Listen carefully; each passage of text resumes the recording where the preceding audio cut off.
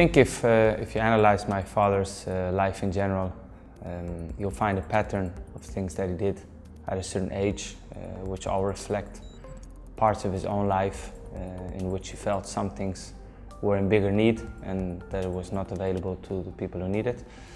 And I think his studies mainly are coming from the fact that he didn't finish the school, and he understood very well that he had an exceptional talent and a very strong mind to succeed in football.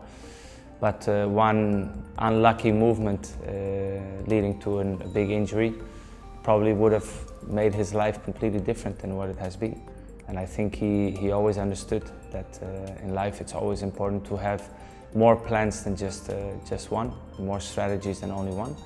And I think the studies are a vital part of our life of nowadays. You need to be prepared for what can happen, and especially for people who love sports and who have the dream and the passion to be professional. Not everybody arrives, and you need to be prepared. And also for people who love football or sport in general and who cannot make the last step, I think the sports studies offer a fantastic way to be associated with the sport they love. Well, he did it in a tough way with me. I remember actually when I was in the age of, I think about 15 or 16, he took me off football for 2 months because my grades were not good enough. So it clearly shows that his emphasis at a younger age was sport is fun and you have to give 100%, but the education and be prepared for all life and all eventual things that can happen. That was more important, and also I think he pushed me a lot also to study when I was in the second team and already making my debut in the first team of Barcelona. Still I went to university to study business management course at that time, many years ago. And today I think that course helps me in my current job. They call it black hole, and the truth is, for many it's a case of financial problems, but also for many it has nothing to do with finance. It's just that your daily routine from a small age, probably from 11, 12, you're training every day in your sport, you grow, you get better, you get in the routine, team sport, the dressing room is a special place to be, but especially when you wake up in the morning and you know that at 9 o'clock you have to be there, at 10 o'clock your training starts, at 1 o'clock you have this, in the afternoon gym session or another training.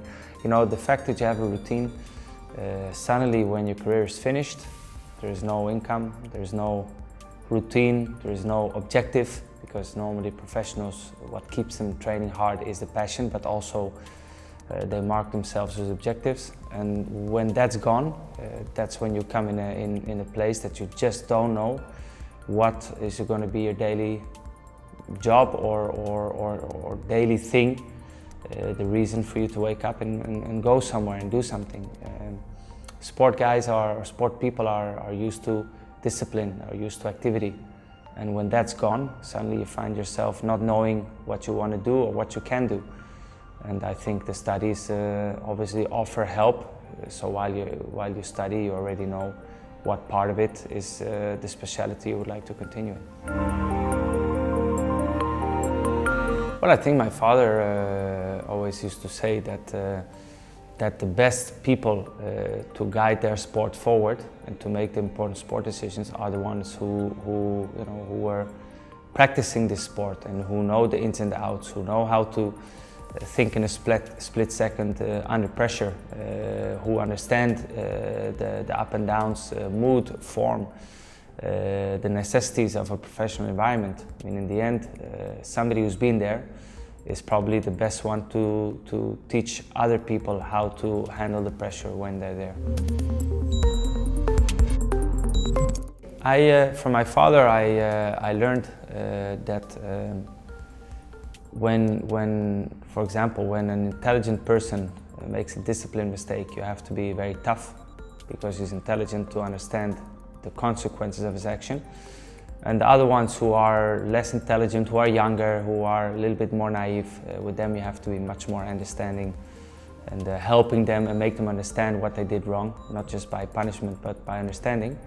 And also my father always told, when I had some doubts about a certain situation, he always told me to follow my intuition and do what I thought was humanly correct and also, of course, professionally correct. And I've always followed that. And the truth is, when you feel 100% that you did morally the right thing, then even if it turns out to be a mistake, it's never really a mistake. I think man management skills, understanding. I think everybody sort of knows what to do. The young athletes or the young sporters, they already have the inner passion, they have the discipline for the work. Sometimes understanding of how to handle a certain situation is where somebody with more experience can help them. And of course, everybody's different and everybody has a different approach, and the different cultures have different approach. So I think man management skills are probably the most important to give. I think the way how to speak to a certain person to solve a problem, that is the key for the progress of both the club but also the individual sporter, to make him better. I think those are probably the key ingredients of successful organization. Of course, the organization has to be good, but I think it's how you can inspire, how you can teach these young sporters, these young people, how to progress in their career. I think that's a vital key point. I like, without going to names, I always love to analyze how in other sports, other people, also where there are big egos and personalities, how problems are solved. So mainly you would think at, for example, NBA, which is a very special sport, very demanding, a lot of traveling, a lot of obviously financial impact.